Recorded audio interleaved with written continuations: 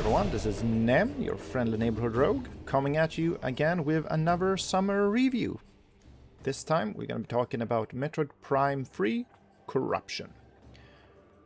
Alright, so for this review, I'd say anyone who watched my Metroid Prime 2 Echoes review probably will not be surprised that I liked this game a lot more.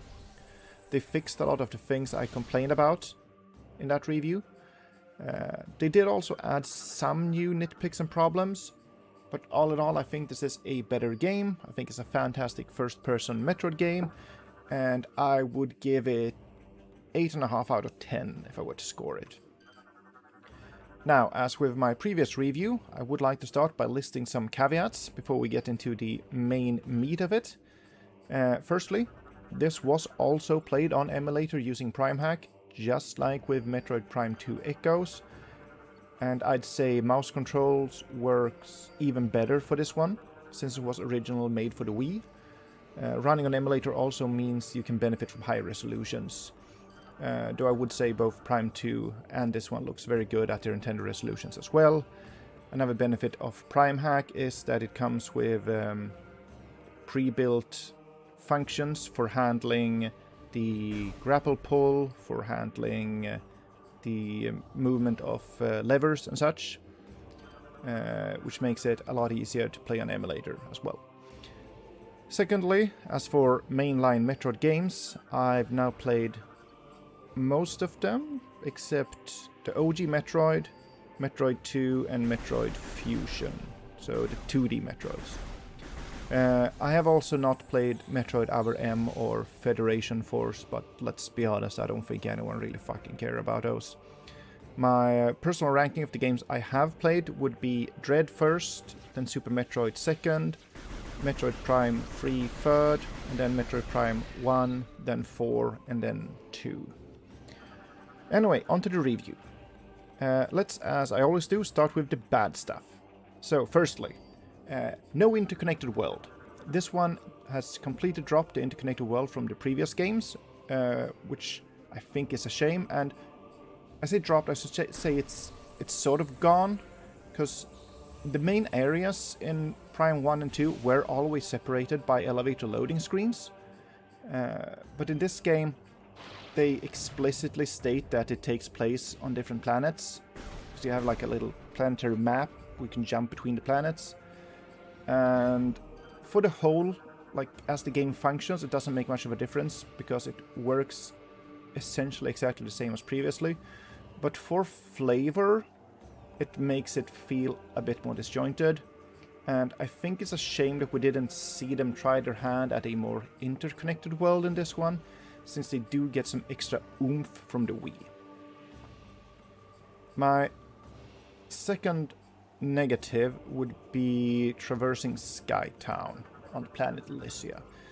So Skytown has this rails that you grapple onto and slide around on, and while doing this you will occasionally be forced to shoot down obstacles. There's like doors you shoot to open, they're not too bad, there's like little orbs you shoot, and then there's like slightly spinning little target things, I guess, that comes in pairs of 1, 2, 3 or 4. And while you're exploring the first time, I think it's fine having to shoot at these, but when you're running around to collect like your collectibles, your upgrades, your missile upgrades, it gets real old real fast to have to shoot these every time you like zip around on zip lines. And while I can't speak for how well the shooting in this segment worked with the Wii remote, I can say that even using mouse aiming, some of those were a bit tricky to shoot in time, and if you fail it, you fall off and you have to redo it. I don't think that works all that well. The third thing I would like to complain about is that I think the NPCs can be slightly too talky at points. It's absolutely nowhere near as bad as Metroid Prime 4, where they just wouldn't shut up. That game would have benefited from a setting to just make Mackenzie not talk to you. For this game, it's not as bad at all, but it makes it feel less like you're exploring this deserted, forgotten civilizations that you're like abandoned on your own, when you not constantly, but very oftenly get called on your comms.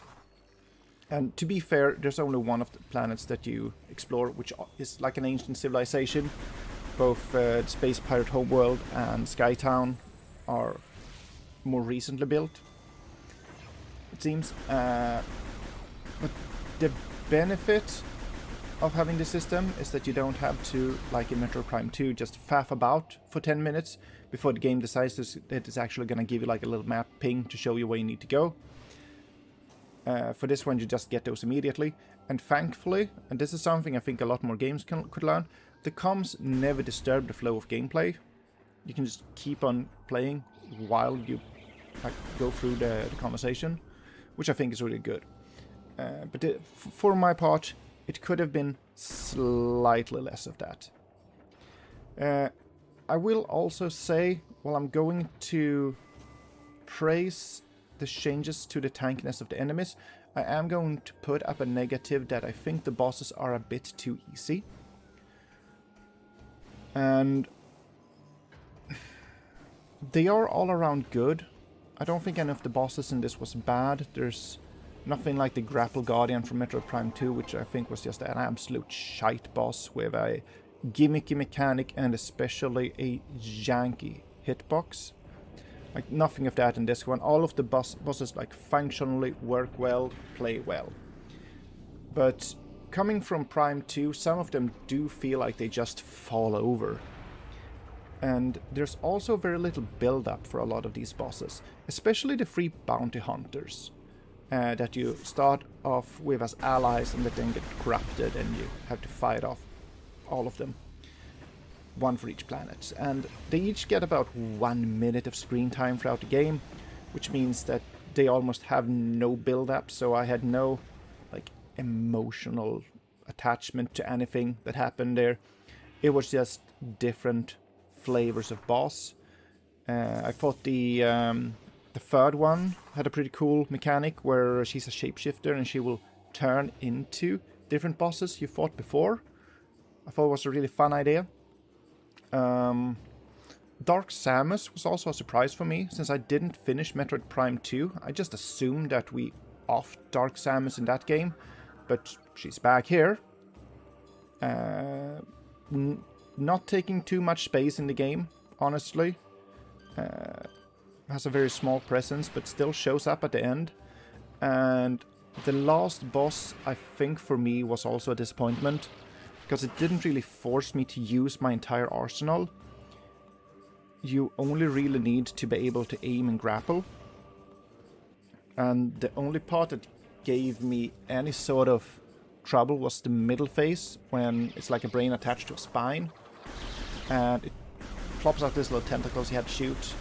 And I at first thought that there was this little other target that will also pop around, that will only show for like half a second that you needed to shoot.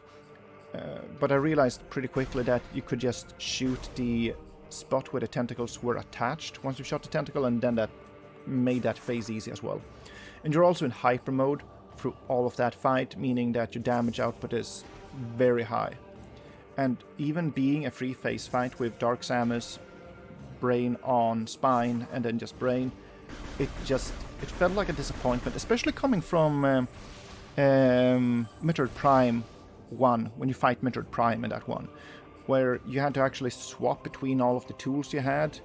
You had to morph ball into the little holes in the ground, as I said, switch between the different weapon types. It felt like that was more of a test of all your abilities and skills, whilst the final boss of this one only felt like a test of whether or not you had learned how to aim, which I think was a bit of a disappointment. Anyway, those are all of my negatives. Now let's move on to the things I thought were good about this one, which is quite a lot. Firstly, this game seems to mark the end of the annoying endgame fetch quest, which couldn't have come earlier. It is still there, mind you. You still need to collect energy cells, quite a few of them.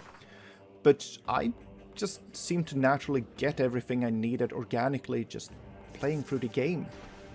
I never needed to go back and do anything special to make sure I had enough of them. And it was at the point where I got the pirate codes that you need to go to the final area well before I actually needed them.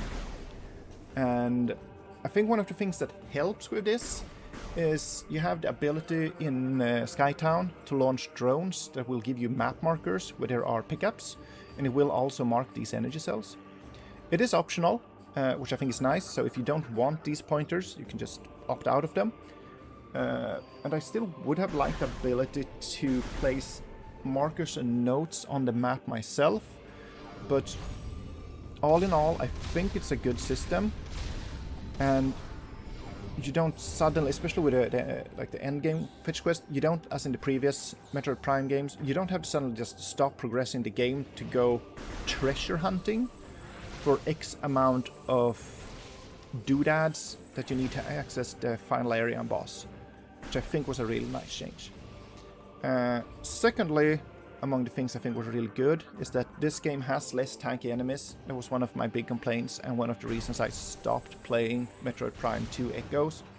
It's just I didn't think the combat was fun enough for how much of it you had to do. Thankfully for this one, I don't think the enemies necessarily have less health, but they changed how combat and damage works. Firstly, you have access to hyper mode, which infuses you with phase-on energy to massively increase your damage. It does use up health, but it felt like they were just tossing energy tanks at you like candy in this one.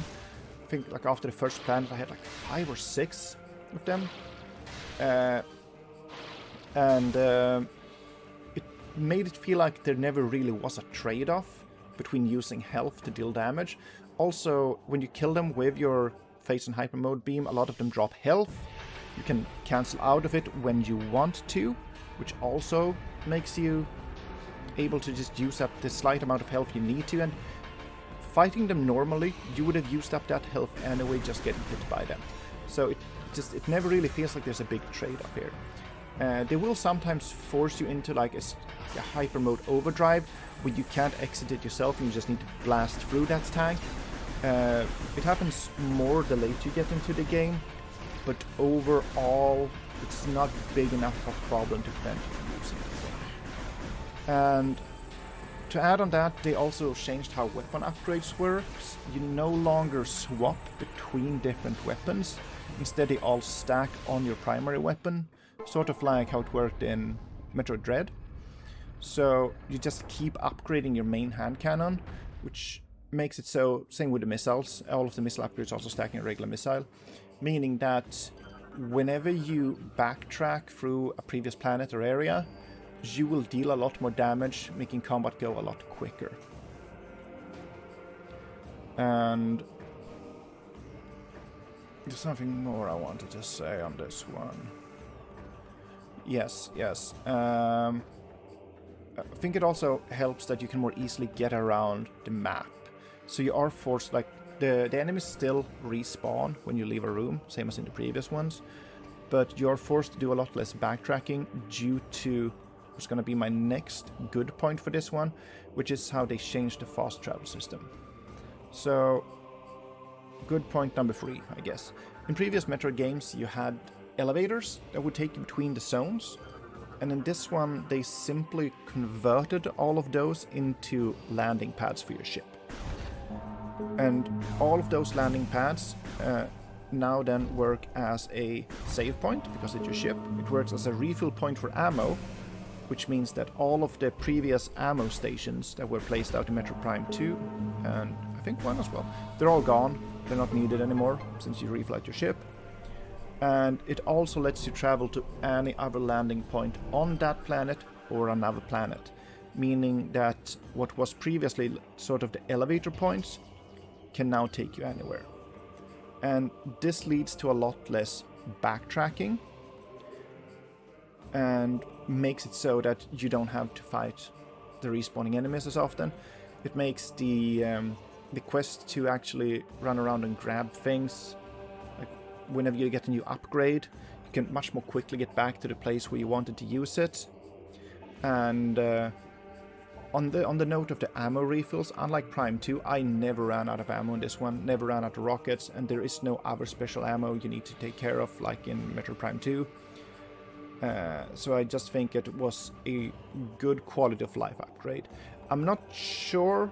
I think they needed to do it exactly like they did it. I think they could have still been a bit more restrictive with it, but for the way it's implemented currently, I think it works well.